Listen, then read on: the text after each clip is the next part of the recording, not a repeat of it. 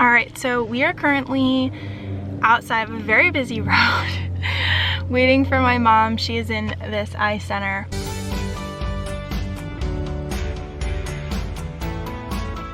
Right in front of me is like a massive intersection, so I'm just honestly car watching and quite entertaining. There's like a park over there. Honestly, if I had a bunch of time, I could just go over to the park, but I'm not sure how much time I'm gonna have, so I'm just gonna hang out here. But I get to kind of see the park. They're doing like landscaping in front of me. Very busy intersection, so I could like watch for Teslas. So this is how Sierra is just in awe of the outside world when she comes out, because over 1,000 days of self-isolating. Honestly, that's what's been crazy, is we just hit 1,000 days in last week. And I don't think people fully like understand what that means of 100% self-isolating, unless it's for an emergency doctor's appointment or one that is like absolutely needs to be done. So for my mom, she just had eye surgery, but she had a complication with the eye surgery, and so now she has to see some specialists. She had to get an MRI. She can't drive, so I need to be driving her places, but I'm not going into any of the buildings. I stay in the car the entire time. And the only buildings that I went into since the pandemic started were for my cardiologist and then to get blood work. And that is absolutely it. So I don't think people fully get that. And that I still have to, because, you know, most of you already know the story, but I got a quarter dose of the vaccine almost a year ago now, in January of this year, and I reacted to it. I couldn't get any more. I'm still dealing with health issues almost a year later from it. So I'm not protected against COVID. My doctor said if I get COVID, I die. And so my mom's in the same boat. And so we have to continue to 100% self-isolate until, you know, better treatments are out there, until the COVID kind of dies down a little bit, hopefully after this like winter season. You know, I'm just really grateful for the gift of this time. I think a lot of people would just be pulling their hair out, but because I'm with my mom at her home in the middle of nature, and I have so many incredible projects that I want to work on, and I'm someone who can keep myself busy, and I have so much reading I can do. I have, you know, just so many passion projects, creative things. I just love having this time, and I definitely do miss my friends. And I miss hugging people. That's the biggest thing that I miss, is hugging people, going to some of the events that I went to, you know, like some fairs or live music. That's a huge one that I really, really miss, is like really small local live music at restaurants, or, you know, that kind of stuff. I really, really miss that. But other than that, like, I, you know, don't have a choice with this time.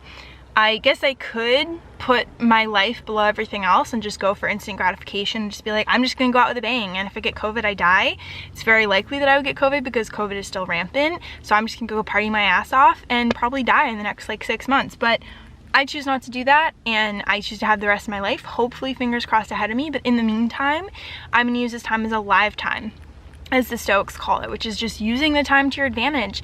You know, not just sitting in front of the TV, watching TV, complaining. No, like using it and taking advantage of it, using that time to the best of your ability. And that has been super, super important for me, and that's what I've done. I'm so grateful for that gift of time, because when else do you have, you know, almost 3 years of your life, okay, almost 3 years of your life that you just get to take off. All right, 1 second, there's a ambulance coming through the very busy intersection. So anyway, it is just crazy reflecting on over 1,000 days in complete self-isolation, and that is a wild, wild experience that the rest of my life I will talk about, and talk about what I did during that time, because I used that time and I didn't just waste it. And I think that is so important, and that's what a lot of people don't realize. A lot of people are like, oh my god, that's terrible. And I'm like, if you make it terrible, yes, it will be terrible, but it's not been terrible for me. I'm an introvert. I can still stay in touch with friends. You know, the only thing is just really that in-person part, which as an introvert, not super important. So I think it's all in how you look at things. So when I'm able to come out again, I will be so grateful, and I will really, really appreciate it and not take it for granted, because I had this time when I wasn't able to experience it, you know? So yeah, that's kind of a little bit of my reflections on this time. And it also makes me just like I come out into the world and I'm just like, whoa, you know, like I'm really hyper present, hyper aware, because it's so different from what I've experienced recently. So it's definitely an interesting experience. All right, so I brought some books. I have a bunch of messages to respond to. I have a lot of stuff I could do, and I'm gonna try to make the most of this time while I'm waiting for my mom in the car while she is getting her eyes checked and having an eye appointment. All right, let's do this. All right, so crazy lighting, but I wanted you to check out my 3D puzzle. We're coming quite far. It is a 3D puzzle of, yeah, however you pronounce this castle. This castle is in Germany. Funnily enough, I never even visited it. I studied abroad in Germany for 3 weeks. We were kind of close, never visited it, but now I'm putting it together in 3D puzzle form, and I'm so freaking excited. But yes, working on that 3D puzzle has been so like just de-stressing for me. Honestly, most puzzles do that.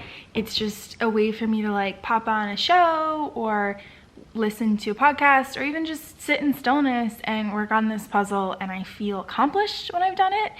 And that really feeds into my needing to feel like I've accomplished things for my self-worth, which I'm working on.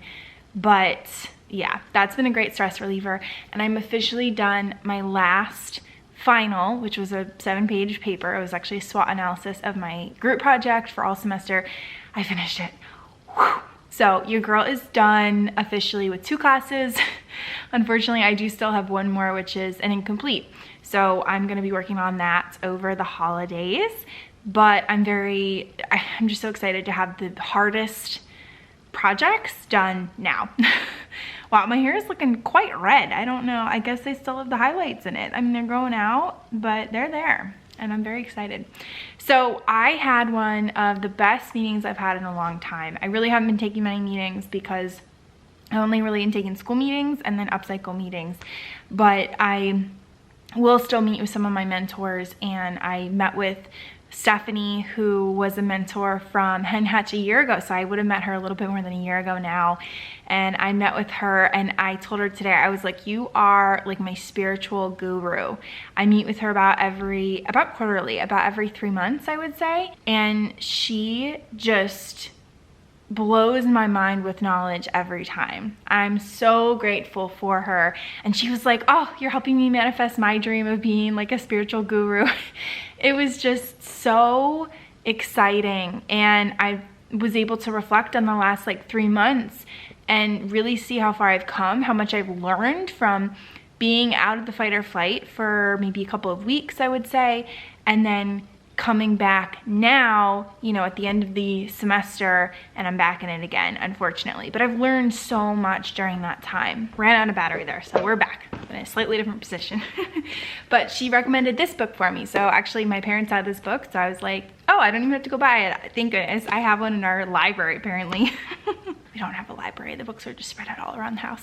I have some books. We have some books up there. My mom has some books in there. It's just, you know, they're everywhere, which I think is amazing because then you can stumble upon books that I haven't read yet that my parents have collected like over their lifetime. And I'm so excited to read this. So she also recommended Eckhart Tolle's, what's the other one? Something Now, The Purpose of Now, something. Why can't I find it? Okay, The Power of Now. There we go. See, I was close. It was in the ballpark. So I'm really excited to dive into this book. She said it was very, hi Aurora, very spiritually kind of enlightening. This other book is as well, and she recommended some YouTube videos and stuff too. Not for you. So I'm really excited to just explore that, and I'm so grateful for her spiritual guidance. And Aurora, please stop. Okay, child. Ugh. And just her encouraging me to explore that, and she always gives me great reflection questions to kind of think about more and to explore before our next time together. I'm so grateful because I've never like really had a spiritual guidance person, a spiritual guru, because I've never really been into this stuff before, and it's a whole new journey. And she was like, we're building the foundation for you to build the rest of your life off of. You're making me sweat. I'm overheating because I'm holding you. this baby, I'm getting really hot. I gotta go. But long story short, I'm just so grateful for Stefanie and her guidance and her mentorship, and I'm really excited to be furthering this path of spiritual exploration. I think that's really cool place to be in. So I have 2 more days of meetings and then I am home free. A girl is free for the rest of this year, and I'm just really gonna crash out. So you might not see me for a while. No, I'm gonna try taking you along on the journey, but probably will be less content for a little bit, and that's okay because I am resting and rejuvenating and relaxing. Okay, we are gonna go. She's gonna help me edit, and I will see you all soon.